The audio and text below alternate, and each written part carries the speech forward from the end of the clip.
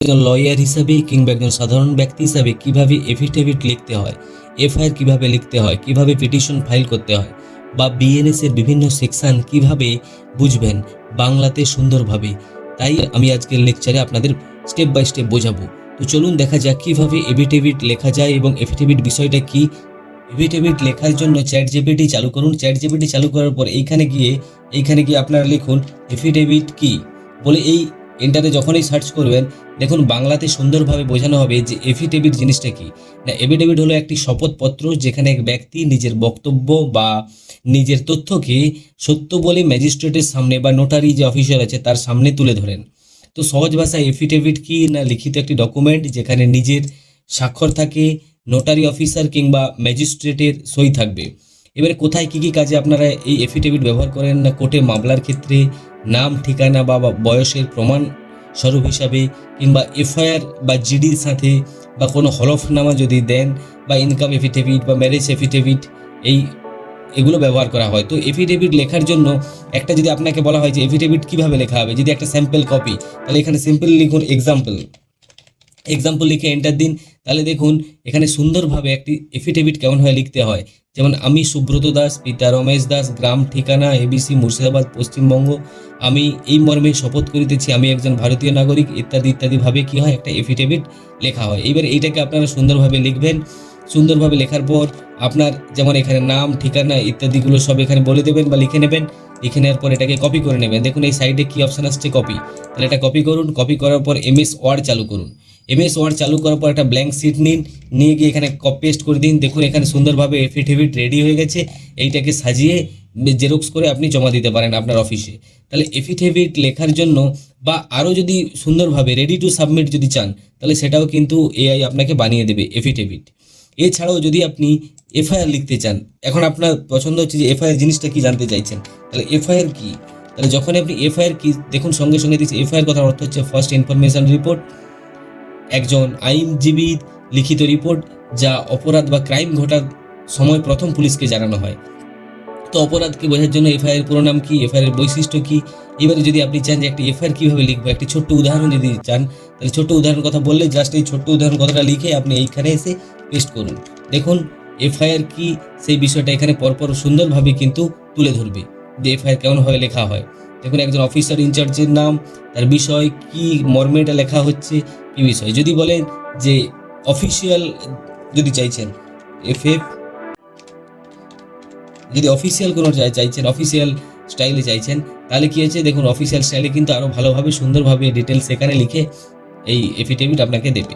এবার with BNS এর যদি আপনি আর্টিকেল অ্যাড করতে চাইছেন, তাহলে সেগুলো আপনি অ্যাড করতে চাইছেন। এই দেখুন চাইলে একটা প্রফেশনাল এফআইআর লিখতে পারে উইথ বিএনএস, মানে যে ভারতীয় ন্যায় সংহিতা আছে সেগুলো অ্যাড করে।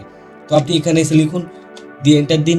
যখনই লিখবেন দেখুন যে এফআইআরটি লেখা হবে তাতে বিএনএস এর বিভিন্ন ধারাগুলো চাইলে আপনি অ্যাড করতে পারেন। এইবারে এখানে আপনার কি অভিযোগ আছে, বিএনএস এর কোন ধারা এখানে অ্যাড করা হয়েছে দেখুন, যেমন সেকশন 150 অর্থাৎ স্বেচ্ছায় আঘাত করা, বা এখানে রংফুল যদি কোনো অ্যাক্টিভিটি থাকে, বা ক্রিমিনাল যদি ইমিটেশন থাকে, থেফট থাকে বা চিটিং থাকে, এই সংক্রান্ত বিভিন্ন যে আমাদের বিএনএস এর ধারা আছে সেই ধারাগুলো কিন্তু এই এফআইআর এর মধ্যে লেখা আছে। তো এইভাবে আপনারা কি করতে পারেন, এফআইআর লিখতে পারেন এবং সেটা পুলিশের কাছে প্রথম আপনারা জমা দিতে পারেন। যদি পুলিশ সেখানে নেগলেক্ট করে তাহলে এসপির কাছে, তারপরে সেটা যদি না হয় তাহলে কোর্টে মুভ করতে পারেন। এইভাবে পরপর কীভাবে এফআইআর লেখা হয় তার স্ট্রং পদ্ধতি এবং প্রত্যেকটি ধাপও এখানে ওয়ার্কফ্লো বলা হয়েছে। এছাড়াও আপনি যদি চাইছেন পিটিশন ফাইল করতে চাইছেন, ধরুন আপনার কোনো কাজ হচ্ছে না, পিটিশন ফাইল করবেন, তাহলে পিটিশন কি বলে লিখুন। দেখুন যখনই পিটিশনের কথা বলবেন তখন এখানে বলবে যে পিটিশন হলো একটি লিখিত আবেদন যা আদালত বা কোনো কর্তৃপক্ষের কাছে জমা দেওয়া হয়। এবারে পিটিশনের বৈশিষ্ট্য কী হয়, পিটিশন কেমন ধরনের হয়, পিটিশন সাধারণত রিট পিটিশন করা হয়, পিটিশন হাইকোর্ট বা সুপ্রিম কোর্টে জমা দেওয়া হয়।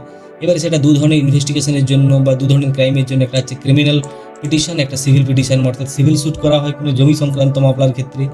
আর কোনো ক্রাইম যদি সংগঠিত হয় সেক্ষেত্রে আমরা ক্রিমিনাল পিটিশন করব। তাহলে যদি বলা হয় ক্রিমিনাল পিটিশন কীভাবে লিখবে, তাহলে জাস্ট ক্রিমিনাল পিটিশন এক্সাম্পল বলে লিখুন, তাহলে কন্ট্রোল ভি দিন, দিয়ে এক্সাম্পল লিখুন। তাহলে এক্সাম্পল লেখা মাত্র দেখুন ক্রিমিনাল পিটিশনের যে একটা ফরম্যাট আছে সেই ফরম্যাটটি সুন্দরভাবে লেখা হয়েছে। তাহলে দেখুন ইন দ্য কোর্ট বলে প্রথম লেখা হচ্ছে সুন্দরভাবে, এবং কি বিষয়ে দেওয়া হচ্ছে সুন্দরভাবে স্টেপ বাই স্টেপ এই বিষয়গুলো লেখা হচ্ছে। তাহলে দেখুন এখানে ক্রিমিনাল প্রসিডিংসের জন্য প্রথম আমাদের কি বলা হচ্ছে, in the court of the chief judicial যে ম্যাজিস্ট্রেট অ্যাট জেলা, কোন জেলার জন্য, এবং পিটিশন নাম্বার এবং আপনার সব ঠিকানা, কেন পিটিশন করছেন, তার জন্য কী কী ডকুমেন্টস আপনি এনক্লোজড করবেন, তাহলে সব বিষয়গুলো এখানে বলা হয়েছে। বলছি একটি গুরুত্বপূর্ণ টিপস যে পিটিশন করার জন্য কী কী আপনাকে এর সঙ্গে ডকুমেন্ট অ্যাটাচ করতে হবে, যে ম্যাজিস্ট্রেট কোর্টে দেওয়া হয়, এফিডেভিট লাগবে, প্রমাণ লাগবে, ভিডিও বা অডিও ফুটেজ লাগবে, পুলিশ এফআইআর নিচ্ছে না, কী সংক্রান্ত আপনি পিটিশন করতে চাইছেন, এগুলো জানার জন্য। এরপরে ধরুন আপনি বিএনএস কি এই বিষয়টা জানতে চাইছেন, অর্থাৎ ভারতীয় ন্যায় সংহিতা কি জিনিসটা। তাহলে বিএনএস কি যদি লিখেন যে ভারতীয় ন্যায় সংহিতা, এটা একটি ফৌজদারি বা ক্রিমিনাল ল, যা আইপিসি আমাদের যে ছিল তাকে রিপ্লেস করে আমাদের নতুন যে আইন আনা হয়েছে তাকে আমরা বলছি কি বিএনএস। যে বিএনএস কবে থেকে লাগু হয়, 2024 সাল থেকে। বিএনএস এর বিভিন্ন সেকশনগুলো যে আছে, ঠিক আছে, মারধর যেমন চুরি, থেফট, চেটিং, ক্রিমিনাল অ্যাক্টিভিটি, সবের জন্য এখানে বিএনএস কীভাবে কাজ করছে, বিএনএস এর মধ্যে আপগ্রেডেশন কী কী আছে, যে আমাদের সাইবার সেফটি, সাইবার সিকিউরিটি, এই সংক্রান্ত বিভিন্ন বিষয়গুলো আমরা বিএনএসে অ্যাড করেছি। অর্থাৎ আপনি অ্যাজ এ লিগ্যাল সাপোর্ট হিসাবে আপনি এআইকে ব্যবহার করতে পারেন, সেখান থেকে আপনি সুন্দরভাবে এফিডেভিট লিখতে পারেন, সেখান থেকে পিটিশন ফাইল করতে পারেন, এফআইআরও লিখতে পারেন এবং বিএনএস এর বিভিন্ন সেকশনও এখান থেকে শিখে নিতে পারেন।